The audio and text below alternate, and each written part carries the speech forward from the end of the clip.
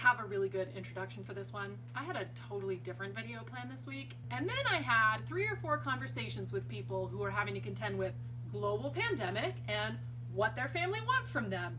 And it's been really interesting. Some people have good boundaries and their families respect each other, and that's fabulous. But as things are starting to open up, the lines are getting a little blurry, families are questioning each other's choices and each other's faith, and people are getting caught between some really big rocks and some really hard places. What do you mean you're not coming to my wedding? What do you mean you're going to grandma's house? You're being too risky. You're being too cautious. You're definitely protected. There's no way to know. It's insane. What do you do when the people who matter most to you aren't seeing eye to eye with you on this thing? And the consequences legitimately matter.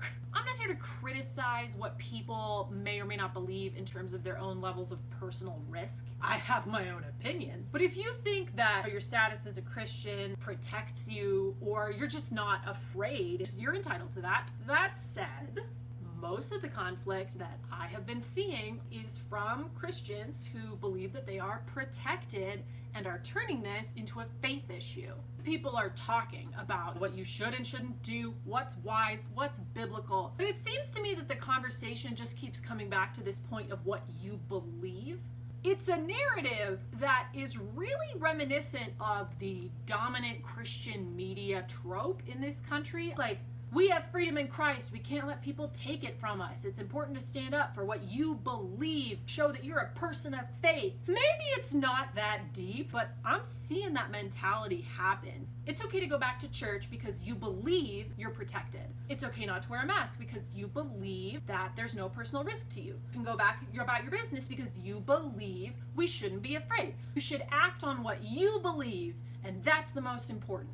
Here's the thing though. Our number 1 and 2 commandments center around love. Love your neighbor as yourself. They will know we are Christians by our love. Over all of these virtues, put on love. Let us love one another. Faith is an important discussion, and it is completely irrelevant to any discussion about how we should behave during this time. If you act according to what you believe, you're definitely acting in faith. But the greatest of these is not faith. The greatest of these isn't even hope that things will be fine. The greatest of these is love. And what does love mean? Love is patient, love is kind, love is not self-seeking, and love is not easily angered. Love doesn't take risks with the lives of other people. Love respects people's boundaries. If your friend is telling you that they are not comfortable coming to some event of yours, love means you're not going to take that personally. Okay, Joe, but what about personal freedom? I can't just live my life based on what everybody else thinks I should do. True, but Romans 14 kind of talks about this. Paul is talking about beliefs about what was safe to eat and what not safe to eat and what was clean and unclean. But I think that there is a principle that we can pull from this that applies in this situation. He says explicitly, accept the one whose faith is weak without quarreling over disputable matters. Again, I'm not objectively saying people who believe they're covered are strong in faith and people who don't are weak in faith.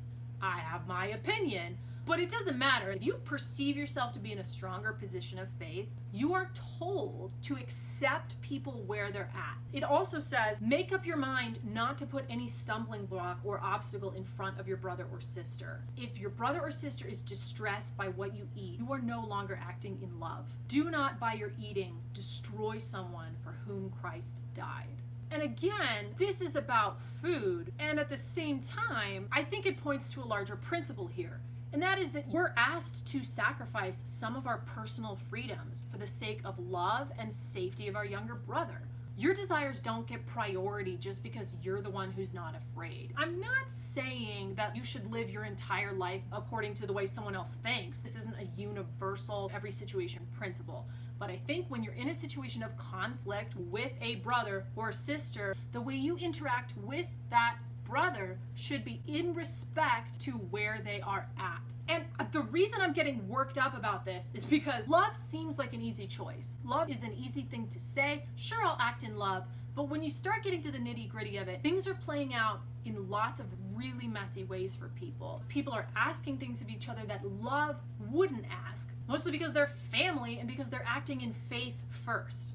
I mentioned before that love means being cool with people's boundaries, but it almost goes beyond that. Love means you keep an eye out for scenarios where you could be asking people to choose between supporting you and keeping themselves safe. I understand wanting to continue to honor things like a birth or a wedding. Life kind of keeps going forward, but at the same time, you really need to think about what would be the most loving way to do that. Think about the people that you know and talk to them about it. Don't make judgments about how much they love you or about their character based on the choices that they are making in really unprecedented times.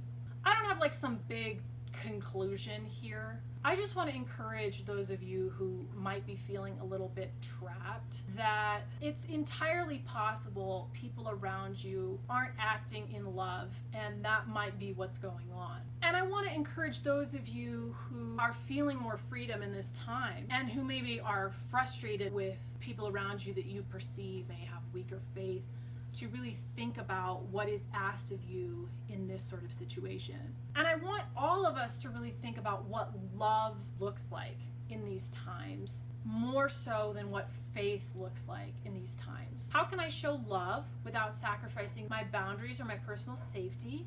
How can I receive love from people without demanding their physical presence? And how can we all take things a little less personally and focus on the greater good? Thanks for watching. I'm Jo. This is Jerry. We're gonna go take a break.